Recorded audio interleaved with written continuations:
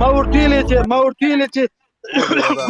ګوره ما درته ویل له شروع نه چې دا ډم ده دا ډم دغه ته وایي که نه ډم دغه ته وایي چې تا خبره ډم دغه ته وایي که نه دا ډم ده دا د زرداد بچی ده دا د چمن بچی ده دا د قلم بچی ده دا د افغانستان د ناموسونو قرضداره ده د افغانستان د ښځو د غاړې نه امیلونه خلاص کړي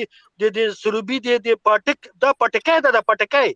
د دلاور پټکی ده پټکی دا د ګلبدین سپی و دا د ګلبدین سپی و چې د خلکو ناموسونه ته لاس اچوه من مومن من اسیا قوم د افغانستان د خلکو قرضداره نه ټول خبرې غلطې دي ډاکټر صاحب محترم محمد ګل خان غوندې خلک لري د عبدالاحد مومن غوندې خلک لري د حمید ماشوخیل غوندې خلک لري مومن د پولیټیکس خلک دي مومن د قلم خلک دي مومن د سیاست خلک دي مومن د هیڅ چا د ناموس او د غیرت او د حیا او د عزت او د ابرو قرضدار قوم نه ده د چا په کور ورغلی نه ده خپل قلمرو معلوم ده خپل سیمه په لار او بر کې معلومه ده شرف معلوم ده عزت معلوم ده غیرت معلوم ده اوس نو چې څوک په مومندو باندې اټیک کوي لطفاً ماته اجازه راکړئ چې د دې قوم ټول نواقص راواخلم او تاسو دې په میز کېدم چې وروره دغه سړی غل ده دغه متجاوز ده دغه سړی دغه صفات لري دی په مومن په کوم دلیل باندې حمله کوي مومن ګوره تاسو پروسه کال یا 2 کال مخکې واورېدل چې مومن د ښځه جګه شو پاکستاني فوجي مردار کړ خبره دا ده چې مومن ته سپک کتل دا د ما نه غوښتل چې زه مومند اوسم د ما تخلص قومي نه ده د ما نوم قومي نه ده زه په قوم باندې هیڅ وخت سیاست نه کوم زه د قوم د نوم نه ګټه نه کوم اما یو څوک چې راځي په مجلس کې دلته فهیم شینواری و په غور راځي په شینوارو باندې معامله وکړله خبره دا ده چې څوک شینواری ته احترام نه لري عرب ته احترام نه لري مومن ته احترام نه لري یوسفزي ته احترام نه لري او دته ځان ډیر محترم ښکاري خبره دا ده چې اوس دغه سړی تشخیص کو چې دا څه هدف لري کیسه چی شي ده څه خبره ده دا مومن قوم خو د محمد ګل خان قوم ده د عبدالاحد مومن قوم ده د حمید ماشوخیل قوم ده دغه قوم خو یو پالیټیکس لري یو سیاست لري پوهان لري سیاستمداران لري د قلم خلک لري شاعران لري ادیبان لري دلته اوس یو د 2 روپۍ یو سړی راجګیږي مومن ته توهین کوي چې دی اصلا له ذاته معلوم نه ده چې دی څوک ده د احمدزي له ادرس راځي په مومن د اټیک کوي اوس خبره دا ده چې د احمدزي او د مومن ترمنځ دغه کانفلیکټ څوک پیدا کوي دغه غل څوک ده دغه ډاکو څوک ده دغه بې عزته څوک ده دا بې ابرو څوک ده استاد محترم داسې به وکړو خیر دی په دغه مسالې باندې به بیا جلا وغږیږو یا دا چې خبرې وکړلې هیڅ خبرې نه دي کړي او بخښ ډېره زیاته ویښاره ماشاءالله خواهش کوم مهرباني خو همیشه ډېرې زیاتې ښې خبرې کړي دي دا عنوان ډېر زیات مهم ده دغه د ډاکټر صاحب سره به دا مسله خلاصه کړمه چې د تاسو ټولو دغه جنجال لرې شي مهرباني ګوره فیضانه که د سړي زوی زه د ټولو خبرو ته غوږ نیسم خبرې دې وکړه بیا د ما خبرې ته غوږ نو زه به څه د سړي زوی سم چې اول مې د سړي زوی نه کوي بیا راته وایي چې سړي نه خو تا مومن ته توهین کړی ده اوس نو ته ووایه چې د سړي زوی یې که نه که د سړي زوی راسه خبرې وکړه یو څه درته غوږ نیسم د دغه خلکو په مخ کې بیا باد له غنه زه ټول شیان یاداشت کوم د هرې خبرې لپاره د دلیل باندې ته فهیم کښېنه غلی کښېنه فهیم شینواری صاحب ته چوپ شه چې زه دا د مومندو د احمدزي قصه خلاصه کړم زه ته پوله پټای شریک یاستو تورخم هم د ما او د تا جایداد ده کوچی ده کته او پورته د ګرځي خپل کار دی کوي خلاص وغږېږه دلاوره ډاکټر صاحب ټوله مزیمه یادوه ګوره زه مزه یم ټوله مزیمه یادوه ما ټول احمدزي نه یاد کړي ما درته ویلې چې دا یو سړی راغلی د احمدزي له ادرسه په ما اټیک کړی زه دا معلوم کړم چې دا ډم ده چټ ده چودري ده څوک ده چې د احمدزي له ادرسه په ما اټیک دا د استاد محترم فیضان صاحب خپل دریځ تاسو ته ووایي مهرباني ګوره ما یوه خبره درته وکړه واضح مې درته وکړه دلاوره چې که د سړي زوی یو څه درته غوږ نیسم بیا ما ته غوږ ونیسه خبرو کې دې نه غږېږي مهرباني فهیم شینواری ته غلی کښېنه شینواري هم چندیان زیات خبره نه پوهېږي کوچیان نه شینواري هم بهتره ده غلی کښېنه خبرې ډېرې دي خیر دی ورورک مې ته یو ځل اجازه ورکړه ښه دی دغه عنوان پاتې نیسي ما ته دا ډېر جالب عنوان ده چې دغه مشکل رفع سي چې په مابینځ کې بیا دوباره اخلال رامنځته نه کړي، نو په همدې خاطر باندې ښه ده چې دلاور صاحب خپل خبرې وکړي. مهرباني 15 دقیقو کې به دوی د خپل دغه مشکل حل کړي. صحیح ده. 15 دقیقې دی ما 15 وخت دقیقې، زه 15 دقیقو ډېر نه دغه ده. 15 دقیقې دی ما 2 نیم وخت دقیقې ستاسو دی، 2 نیم دقیقې د نه هغه استاد خو محترم. هغه خو 2 ساعت خبرې کړي دي، داسې خو مه کوئ. 2 ساعت خو صرف کنځا ماته کړي. مهرباني ښایي دلاور د صاحب 4 دقیقې دی ما 1 دقیقه دی ده دواړو ته خیر د بیلې بیلې 15 ورکړي، دواړو ته بیلې هر وخت ما احمدزي قوم ته توهین وکړ، ته 3 ساعته کنځا راته وکړه. ښه ما 3 ساعته نه ولاکه مې 2 دقیقې کنځام زده دي، نه پوهېږم لږ یې درنه زده کړم. ګورئ خبرې ډېرې او سر یو. اول خو زه نه مار چیچلی یم، نه سنډا خوړلی یم، نه د خلکو غوندې بې سوره یم، له شفخانې نه یم تښتېدلی، ډپریشن او انګزایټي نه لرم، نرس نه یم، سم دم ویښیار سړی یم. زه به ولې مامندو ته کنځا کوم؟ لیونی به یم، لیوني سپي به خوړلی یم، مومند د موږ مومند دي، شینواري د موږ شینواري دي. دا ځینې خلک ما سره په دې په غوسه دي چې زه خو دا شینواري ته معلومات ده،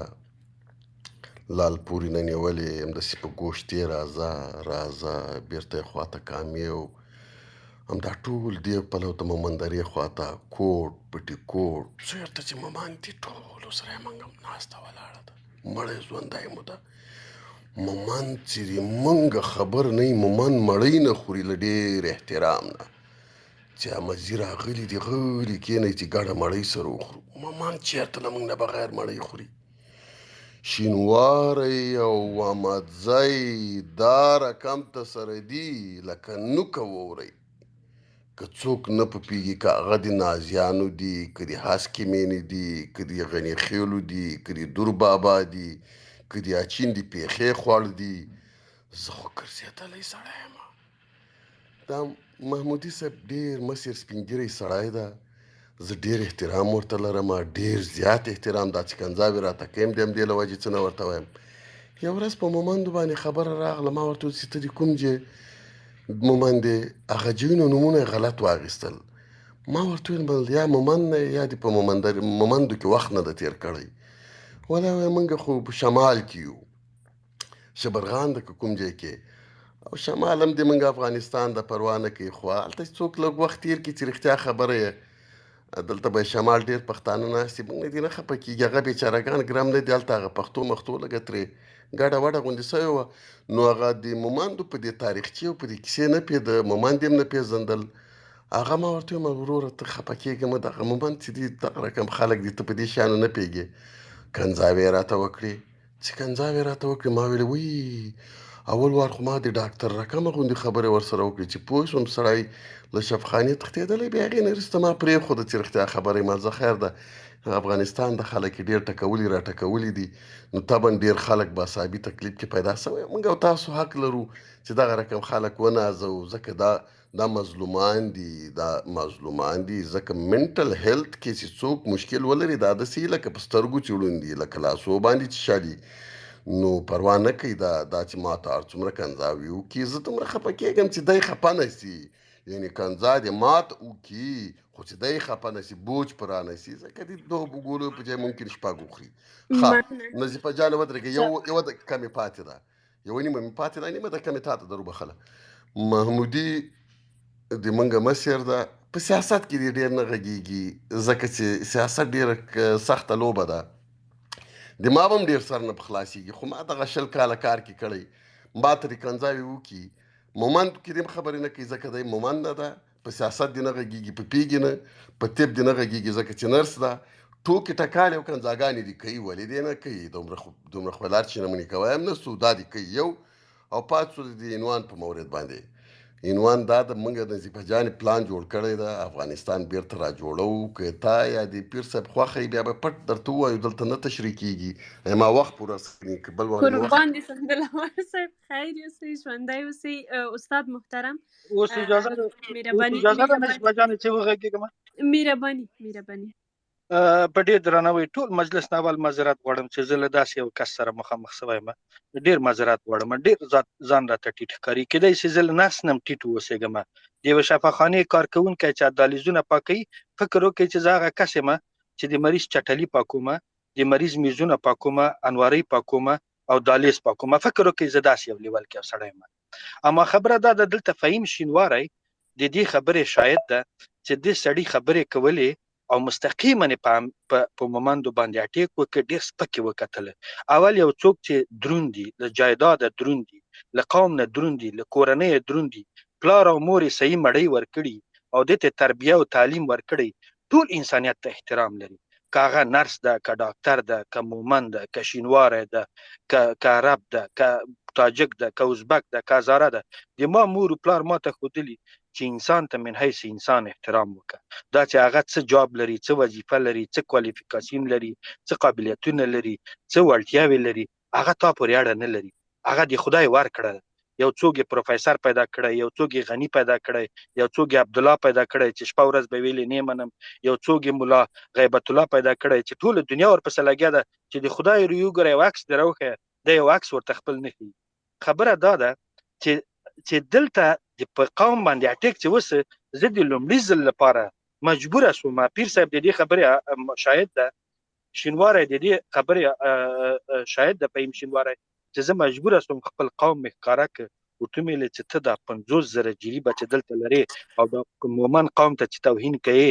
دغه مومن ته ته دا سپک کتل چې کوې، دا ته په کوم جرأت کوې؟ ته خو کوچه یې، ته خو د لارې سړی یې، په لاره روان یې، که په ګوشته باندې، په کامه باندې، په مومندرې باندې، په بټي کوټ باندې، په کوټ باندې کوم آفت راځي، کوم جنگ راځي، کوم بله قصه راځي لکه داعش او بل ته خو کوچه یې کډې د بارې تښتې. مصیبت خو ماته پاتې ده، جنجال خو پاتې ده، کرخه د ما په سینه کرخه د ما په سینه کش شوې ده. د ما قوم له اصلي د ما ډیر قوم په کوزه پښتونخوا کې ده. تاسې لاړ شئ پېښور کې، جایدادونه، دا دونه خلک، دا دونه قصې، دا دومره هلته جهانګیر وګورئ، هلته ارباب جهانګیر و، ارباب دوست محمد و، دا دونه قصې وګورئ. موږ چې مهاجر شوي یاستو، د مومندو موږ ته حجرې راکړي، د مومندو موږ ته ډوډۍ راکړې، د مومندو موږ له پولیسو خلاص کړي یاستو، د مومندو د موږ هغه کریمینل مجرمین له پولیسو خلاص کړي، مومندو موږ ته عزت راکړی، ابروی راکړي. مومند عبدالاحد مومن قوم ده، مومند اوس کوي چې ډاکټر نجیب او عبدالاحد مومند، ډاکټر نجیب یو رښتینی احمدزی و او عبدالاحد مومند یو رښتینی مومند و.